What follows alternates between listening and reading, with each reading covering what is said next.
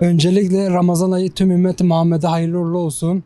Bu Ramazan ayında inşallah ümmeti Muhammed tekrar bir araya gelir. Birlik beraberlik içerisinde, huzur içerisinde ibadetlerini yaparlar. Yüce Allah'a tekrar dönüş yaparlar. Bu da bir fırsattır. Hem Cuma, hem teravih, hem Ramazan ayı. İnşallah bu ay bize böyle huzur, mutluluk getirir. Bugün eşimi, çocuklarımı getirdim. İlk teravihimizi kılacağız. Yerine getireceğiz Allah'ın izniyle. İnşallah devamlı bir şekilde de ibadetlerimizi yerine getiririz inşallah. Elhamdülillah Allah-u Teala bizi tekrar bu mübarek Ramazan ayına ulaştırdı. Rabbimize ne kadar şükretsek azdır. Zaten her zaman dualarımızda Gazze var. Her zaman dualarımızda Ümmet-i Muhammed'in duasında Allah-u Teala onların gönüllerine ferahlık versin. İnşallah en kısa zamanda onlar da bu durumdan kurtulur, feraha, huzura kavuşurlar inşallah. Bütün İslam alemine hayırlı Ramazanlar diliyorum. İnşallah böyle daha güzel, daha neşeli günlerde geçireceğiz inşallah. Bayramı da böyle inşallah. Çok güzel ya, özlemiştik. Ama çok sevinçliyim. Özlemiştik tabii ama 11 ay sultanı ya. Bütün İslam alemine hayırlı uğurlu olsun. Allah Teala bu Gazze'deki Filistinlileri de sabırlar versin onlara. Allah rahmet eylesin ölmüşlerine. Filistin kurtuluşuna vesile olsun inşallah.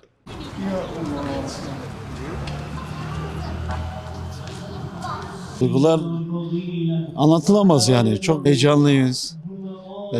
Rabbimize şükürler olsun ki bizi Ramazan'a yetiştirdi. Duygular öyle işte. Anlatılamaz yani. Yaşanır diyorlar ya, anlatılamaz. Özlemiştik. Dört gözle bekliyorduk.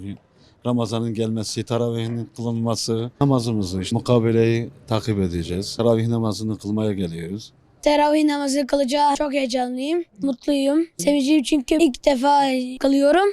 Ben namaz kılmayı çok seviyorum, Kur'an okumayı çok seviyorum. Çok mutluyum ve sevinçliyim.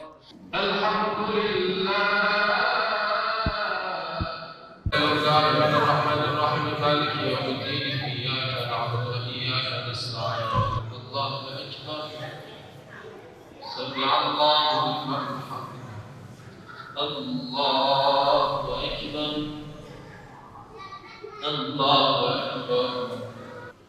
Esselamu Aleyküm ve Rahmetullah. Esselamu Aleyküm ve Rahmetullah. Allahümme salli ala seyyidina.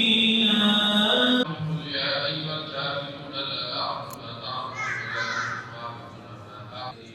Allahu Ekber. Allah